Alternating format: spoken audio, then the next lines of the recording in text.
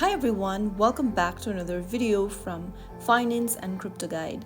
Today in this video, I'm going to show you how to log out of your YNAB application using your mobile device.